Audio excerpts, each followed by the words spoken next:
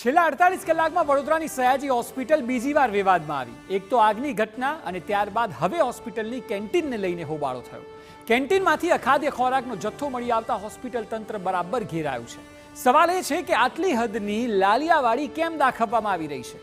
દર્દીઓ અને તેમના સગાવાલાના સ્વાસ્થ્ય મામલે આ પ્રકારની ગંભીર બેદરકારી કેમ? જવાબ આપે તંત્ર।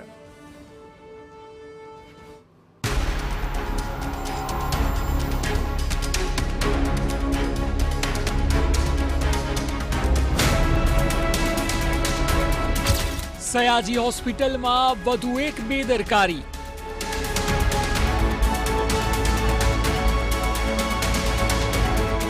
કેન્ટીનમાં અખાદ્ય ખોરાક મળ્યો।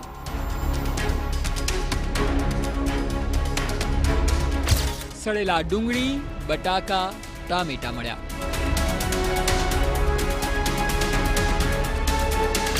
લસણની ચટણી, સમોસાનો માવો પણ વાસી।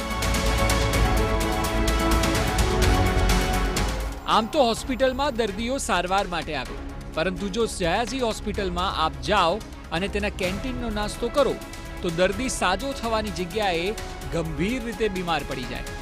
આવું એટલા માટે કારણ કે તમે જે દ્રશ્યો જોઈ રહ્યા છો તે વડોદરા શહેરમાં આવેલી રાજ્ય સરકાર સંચાલિત સયાજી હોસ્પિટલના કેન્ટીનના છે। અહીં રસોઈમાં ગંભીર બેદરકારી, ઉપયોગમાં લેવાયેલ સડેલા શાકભાજી તેમજ નિમ્ન કક્ષાનું અનાજ જણાઈ આવતા તાત્કાલિક અસરથી કેન્ટીનને બંધ કરવામાં આવી હતી। સાથે સાથે આરોગ્ય વિભાગ દ્વારા નમૂના પણ લેવામાં આવ્યા છે।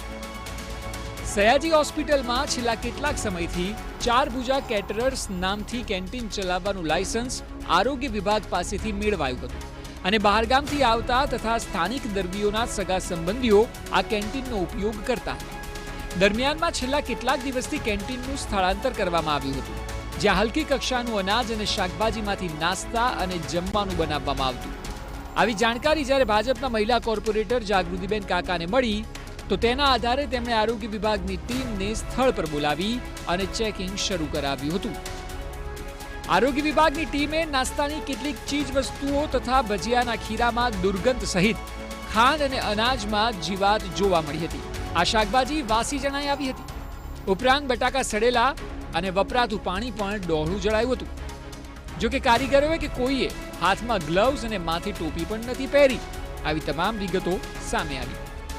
જો કે આ મામલે અમે જ્યારે સુપ્રિન્ટેન્ડન્ટને પૂછ્યું તો તેઓએ સ્વીકાર્યું કે ભૂલ તો થઈ છે। તેઓએ કહ્યું કે કોન્ટ્રાક્ટરને નોટિસ મોકલીશું અને જો આગામી દિવસોમાં સુધારો નહીં થાય તો કોન્ટ્રાક્ટ રદ સુધી કરી નાખીશું। અમારી કેન્ટીનમાં આરોગ્ય ચકાસણી માટે એક ટીમ આવી હતી અને એ લોકોને અમુક ઓબ્જેક્શનેબલ વસ્તુ કે નોટ સો ઇટેબલ એવી કોઈ ચટણી કે એવું કંઈ એમને મળી આવ્યું છે। ચારભુજા કેટરર્સ જેને અમે આ કામ આપેલું છે, ઠેકો આપેલો છે, એ ચારભુજા કેટરર્સને અમે આ બાબતે તાકીદ આપતી નોટિસ કરીશું અને જો એના વ્યવહારમાં અને એના ઇમ્પ્લિમેન્ટેશનમાં કોઈ ચૂક જણાશે તો અમે કોન્ટ્રાક્ટ રદ પણ કરીશું। જો કે આપને જાણીને નવાઈ લાગશે કે આ પહેલા પણ કોન્ટ્રાક્ટરને નોટિસ તો પઠવાઈ હતી, જો કે ત્યારે થોડો સુધારો થયો હતો। જો કે હવે સુપ્રિન્ટેન્ડન્ટ કહે છે કે બિલકુલ નહીં ચલાવાય, પગલાં ભરીશું। અગાઉ નોટિસ પાઠવવામાં આવી હતી, એના પછી અમુક ટાઈમ સુધી તો સુધારો અમે જોવામાં આવ્યો હતો। આ જગ્યા પર કેન્ટીન હમણાં અમે કેન્ટીન બી એક જગ્યાએથી બીજી જગ્યાએ શિફ્ટ કરવાનો વારો આવ્યો, કેમ કે અમારા નવા બિલ્ડિંગની ફૂટપ્રિન્ટમાં મૂળ કેન્ટીનની જગ્યા આવતી હતી। એટલે નવી જગ્યામાં કેમ એણે આરોગ્યપ્રદ ધારાધોરણનો અમલ નથી રાખ્યો એ જોવા માટે અમે એક ટીમ મોકલીશું અને આરોગ્ય વિભાગે એને સીલ મારેલું છે અને જે કંઈ બી ફાઇન્ડિંગ્સ છે એની નકલ પણ અમારી પાસે આવશે અને જરૂર પડે પગલાં ભરીશું। આ સમગ્ર મામલો બહાર આવતાની સાથે જ સ્વાભાવિક છે કે અનેક સવાલો પણ ઊભા થઈ રહ્યા છે। સવાલ એ છે કે સયાજી હોસ્પિટલમાં આટલી મોટી બેદરકારી કેમ? કેમ કેન્ટીનમાં સ્વચ્છતા નથી જાળવવામાં આવતી? દર્દીઓ અને દર્દીઓની સાથે આવેલા સંબંધીઓના સ્વાસ્થ્ય સાથે આટલા મોટા પ્રમાણમાં ચેડા કેમ? કોઈની તબિયત અહીં બગડે તો પછી જવાબદાર કોણ? સવાલ એ છે કે શું આ રીતે ચાલશે હોસ્પિટલ? આ સવાલ વડોદરાનો દરેક નાગરિક પૂછી રહ્યો છે। આખરે આટલી હદની ઘોર બેદરકારી કોઈ પણ પરિસ્થિતિમાં કઈ રીતે ચાલે? શહેરની એસએસજી હોસ્પિટલ ખાતે જે આગળ જોઈ રહ્યા છો કે હોસ્પિટલની જે કેન્ટીન છે ત્યાં આગળ અખાદ્ય ખોરાક મળ્યો છે અને આ ખોરાક મળ્યા બાદ જે સંચાલક છે તે પોતાનો લૂલો બચાવ કરી રહ્યો છે અને કહી રહ્યો છે કે આ તમામ વસ્તુઓ આજે જ બનાવેલી છે, પરંતુ જે લસણની ચટણી છે, સમોસાનો જે માવો છે, આ તમામમાંથી દુર્ગંધ આવી રહી છે. કોઈ પણ પ્રકારની સ્વચ્છતા જોવા નથી મળી રહી. આરોગ્ય વિભાગની ટીમ દ્વારા જગ્યા પર તપાસ કરવામાં આવી હતી. અખાદ્ય વસ્તુઓ મળતા તેનો નાશ કરવામાં આવ્યો હતો અને કેન્ટીનને બંધ કરાવવામાં આવી હતી.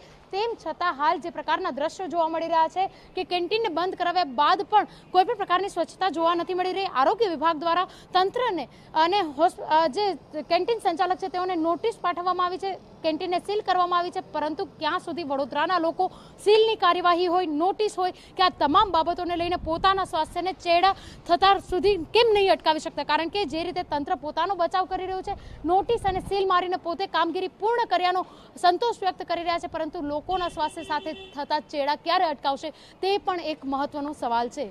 કેમેરા પર્સન રોહિત ગોયલ સાથે અંજલિ ઓઝા, TV9.